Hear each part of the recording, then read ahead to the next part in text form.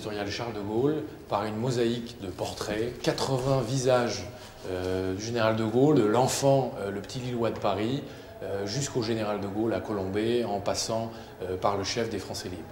C'est véritablement une plongée dans l'aventure gaullienne, un premier contact avec ces différents visages du général de Gaulle. Le visiteur poursuit sa descente et est invité à visionner le film 5 écrans, ce film biographique un peu spectaculaire, hors norme, où on va lui donner un petit peu les grands repères de l'action du général de Gaulle, et un film qui se voit en 25 minutes et qui se feuillette comme un grand livre d'images.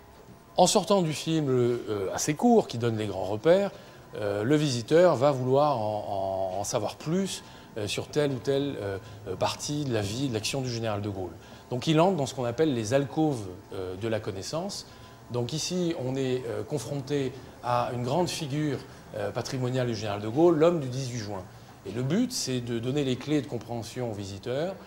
Ici, donc, on a un dispositif qui rassemble un petit peu les images mentales qui ont construit le général de Gaulle et qui lui ont permis de se forger une certaine idée de la France. Nous avons également un dispositif qui traite du soldat pendant la Première Guerre mondiale, l'officier de Saint-Cyr qui est jeté dans ce grand cataclysme au XXe siècle, et un livre animé qui va permettre un petit peu aux visiteurs de se plonger un petit peu dans la carrière de l'officier écrivain avant 1940, le théoricien des chars qui avait prophétisé un certain nombre de choses qui allaient se réaliser en 1940, pendant la campagne de France. Donc il est à la tête de ces chars et il est un des rares à remporter quelques succès face au déferlement des armées allemandes. Donc le général de Gaulle entre un petit peu après cette période, entre au gouvernement Reynaud le 6 juin 40. Et là on a une salle qui nous explique comment le général de Gaulle devient le général de Gaulle avec l'appel du 18 juin, donc du gouvernement Reynaud, 12 jours pour entrer dans l'histoire. Donc on a un premier dispositif. On a un second dispositif que l'on appelle un mur dynamique, où le visiteur va pouvoir glaner des informations sur la France libre, la construction de la France libre, ici, donc avec des portraits d'hommes et femmes et un certain nombre de documents qui expliquent comment le général de Gaulle construit la France libre et rallie la résistance intérieure. Là, on poursuit, on est dans ce couloir qui figure à la fois la marche du siècle et qui porte les grandes icônes du XXe siècle, et on entre dans la seconde alcôve, l'alcôve du libérateur, la deuxième figure patrimoniale, le libérateur en 1944.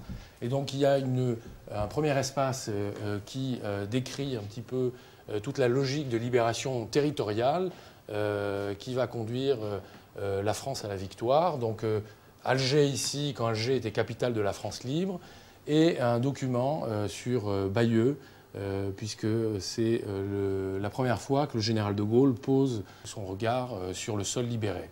On a un second dispositif qui est un peu plus complexe, c'est un petit peu une géographie politique de la libération de Paris, avec l'itinéraire du général de Gaulle, de la gare Montparnasse où il rencontre Leclerc et reçoit la reddition des Allemands, jusqu'à la descente des Champs-Élysées et la messe à Notre-Dame.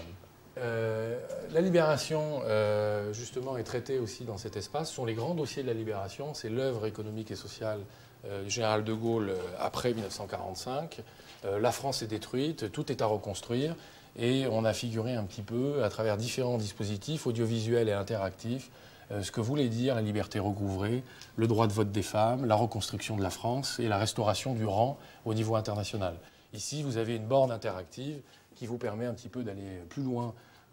Par exemple, savoir comment la France a pu retrouver son rang sur la scène internationale, avec ici un sujet sur la place de la France à l'ONU.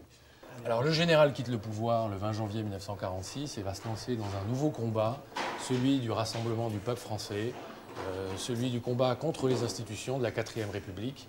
Et ici, on ouvre par un grand film sur le discours de Bayeux du 16 juin 1946, où il avance un petit peu son programme institutionnel qui sera à la base de la constitution de la 5e République. Là encore, vous avez une borne qui permet d'en savoir beaucoup plus sur le combat du RPF avec à ses côtés André Malraux, les grands meetings de Vincennes ou de Bagatelle.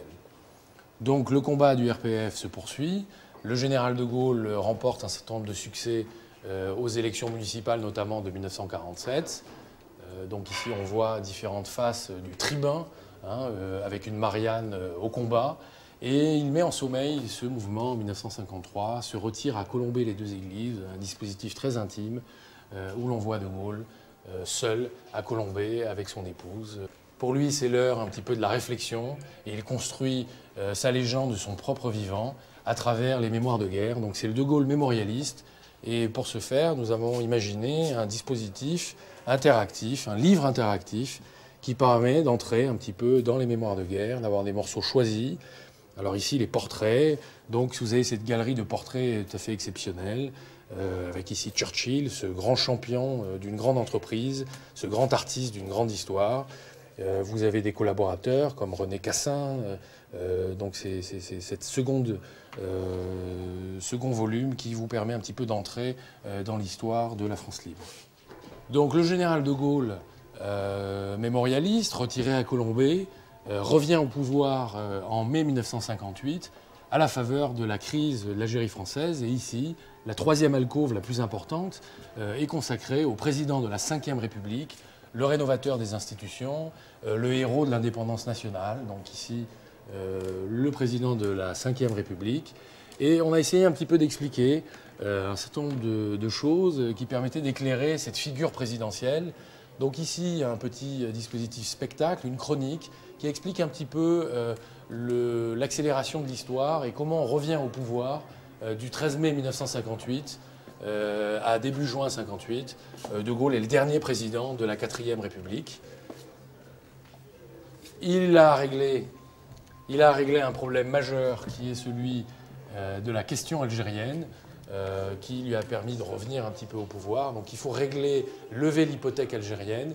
Et donc là, on a un dispositif qui nous explique un petit peu quelles sont les différentes étapes de la politique algérienne, donc d'une situation héritée en 1958 jusqu'au dénouement tragique en 1962. Le général de Gaulle a évité à la France une guerre civile. Le président de la Ve République est éclairé dans ses différentes facettes à travers plusieurs dispositifs. Alors on a par exemple ce spectacle qui rappelle un petit peu le lien que le général de Gaulle entretenait avec les Français, un lien direct. Donc ici, un livre interactif, là encore, qui vous donne un petit peu à voir les différentes archives sur ses voyages en province. Donc de Gaulle est à la rencontre des Français. Le président fait plusieurs tours de France dans les années 60. Ici, vous avez un autre dispositif qui est centré sur les conférences de presse dans la salle des fêtes de l'Élysée. Donc il y a un comédien qui s'appelle Christian Bugeaud, qui joue le général de Gaulle lors de ces conférences de presse. Ça nous a permis un petit peu de faire ressortir l'humour aussi du général de Gaulle et ses formidables talents de communicateur. La Ve République, c'est aussi la borne question d'histoire qui est récurrente, que on retrouve à 3 reprises dans l'histoire de Charles de Gaulle.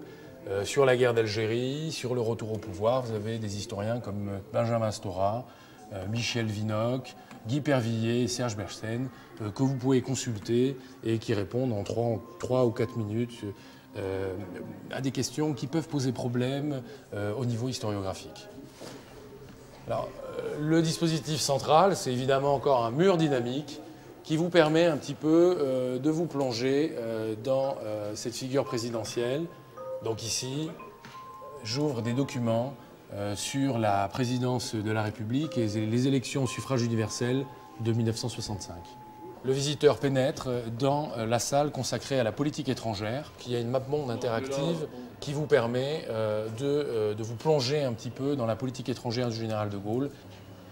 Donc un certain nombre de bornes, là aussi, vont vous permettre d'en savoir plus sur la force de frappe nucléaire, ce désir d'indépendance nationale, avec des sujets sur la force de frappe ou des interviews comme celle du général Gallois, qui est un petit peu le père des premiers essais atomiques.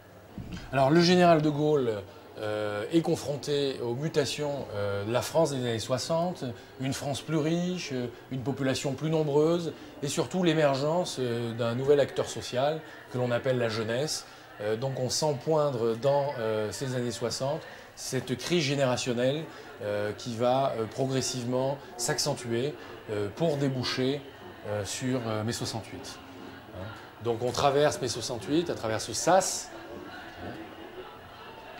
Ici, donc c'est le sas de mai 68, et là on se retrouve plongé dans l'univers de mai 68, et on a un mur dynamique qui nous permet un petit peu, là aussi, de prendre connaissance des trois phases majeures de cette crise. Une phase étudiante à l'origine, avec un certain nombre de documents qui concernent la jeunesse, ses besoins, ses désirs, mais aussi la phase sociale. La France est paralysée, c'est la grève générale.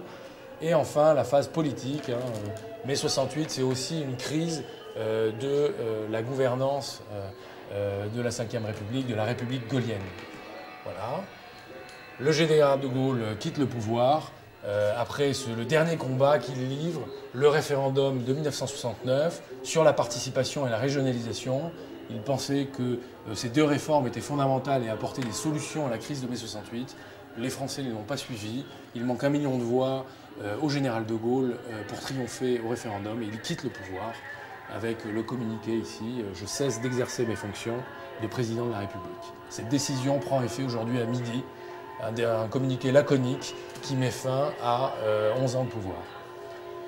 Donc pour terminer, on a la possibilité, là encore, avec une nouvelle borne question d'histoire, d'interroger des historiens, non seulement sur la grandeur, sur la politique étrangère, mais surtout sur les héritages.